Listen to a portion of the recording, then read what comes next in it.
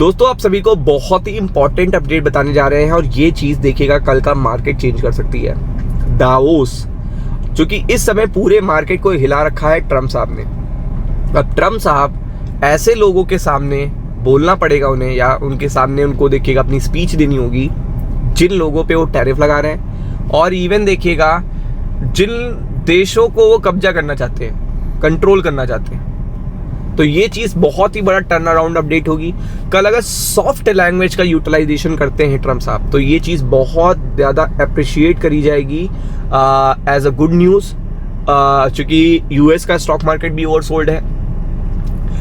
Trump साहब ने crypto market को भी परेशान कर रखा है और उन्होंने स्टॉक मार्केट को भी परेशान कर रखा है। और ट्रम्प साहब बहुत ही इस चीज में क्लेवर है कि उन्हें पता है कि उन्हें इन्वेस्टर को देखेगा पैनिक नहीं देना है, क्योंकि इन्वेस्टर अगर नाराज हो जाएगा, गुस्सा हो जाएगा, तो आपको पता है कि वो सिटीजन में देखेगा जो अपोज आने लगेगा, मतलब देश की जनता में अपोज आने लगेगा।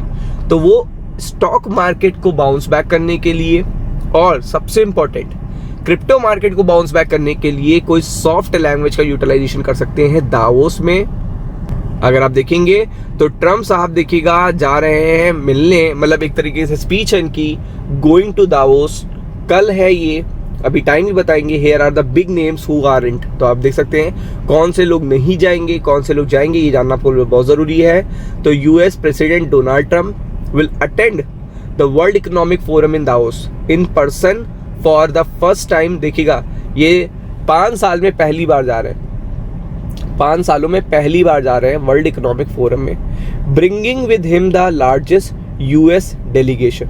वो अपने साथ लार्जेस्ट यूएस डेलीगेशन लेके जा रहे हैं। मतलब आपको पता है कि जब ट्रम्प स्टेटमेंट देते हैं तो उसके बाद उनकी डेलीगेशन, उनकी पूरा एडमिनिस्ट्रेशन भी स्टेटमेंट देता है डिफरेंट उनके पर्टिकुलर स्टेटमेंट को बैकअप करने के लिए कह सकते हैं आप, या और नरेट करने के लिए कह सकते हैं, मल्टीपल चीज़ों के लिए। पहले उनका स्टेटमेंट आता है, फिर उनके देखिएगा एडमिनिस्ट्रेशन का आता है। फिर अगर आप देखेंगे यहाँ पे कौन कौन नहीं जा रहा है, नरेंद्र मोदी जी नहीं जा रहे हैं और चाइना के राष्ट्रपति नहीं जा रहे हैं, बिग नेम्स है।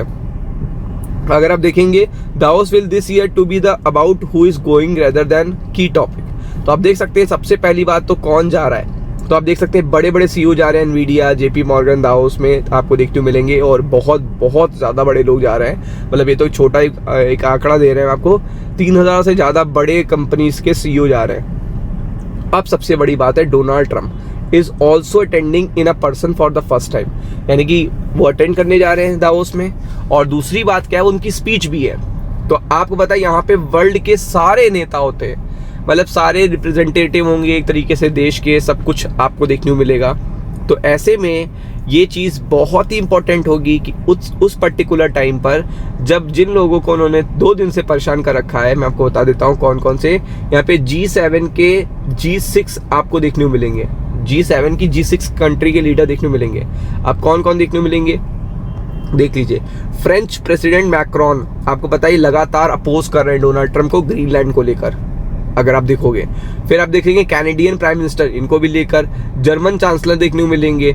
फिर अगर आप देखेंगे यूके के प्राइम मिनिस्टर या उनके कोई बहुत ही खास रिप्रेजेंटेटिव देखने को मिल सकते हैं। आप देख सकते हैं ये चीजें, आप समझो कि जो सबसे बड़ी प्रॉब्लम चल रही है, जो सबसे बड़ी प्रॉब्लम चल रही है समय 8 देशों का या 10 देशों को लेकर, यूरोप या वेस्टर्न नेशन को लेकर, वो उनके सामने बैठे होंगे। तो तब उस पर्टिकुलर टाइम पे क्या वो अपनी लैंग्वेज को सॉफ्ट करते हैं या और हार्श कर देते हैं, ये देखना बहुत ही इंटरेस्टिंग होगा। अगर वो अपनी लैंग्वेज सॉफ्ट कर देते हैं तो यहाँ से बड़ी अच्छी गुड न्यूज़ निकल के आएगी और उसका इम्पैक्ट भी पड़ेगा, क्योंकि ग्रीनलैंड के रिप्रेजेंटेटिव भी आपको यहाँ पे देखने को मिलेंगे। क्योंकि आपको पता है कि वो इस पर्टिकुलर देखिएगा वर्ल्ड इकोनॉमिक फोरम प्लेटफॉर्म पे, उनके लिए इससे अच्छा मंच ही नहीं हो सकता। वर्ल्ड इकोनॉमिक फोरम के प्लेटफॉर्म पे वो देखिएगा यहाँ पे ग्रीनलैंड को लेकर कुछ ना कुछ ज़रूर बोलेंगे, टैरिफ को लेकर कुछ ना कुछ ज़रूर बोलेंगे, और देखिएगा ईरान को लेकर भी कुछ ना कुछ ज़रूर बोलेंगे। ये बहुत ही हॉट टॉपिक रहने वाले हैं कल के। तो ये पर्टिकुलर अपडेट्स जो भी आएंगे, अगर वो लैंग्वेज को सॉफ्ट रखते हैं, ज़्यादा टाइट नहीं रखते हैं, स्टेटमेंट बहुत ही देखिएगा कैलकुलेटिव देते हैं, तो आप समझ सकते हो ये स्टॉक मार्केट के लिए बहुत बेस्ट न्यूज़ होगी। और स्टॉक मार्केट पूरी तरीके से ओवरसोल्ड है, अमेरिका का भी, इंडिया का भी, तो वो रिएक्शन करेगा कल। तो इसी के लिए आपको प्रिपेयर्ड रहना है कल। तो be prepared for it. Ram नाम।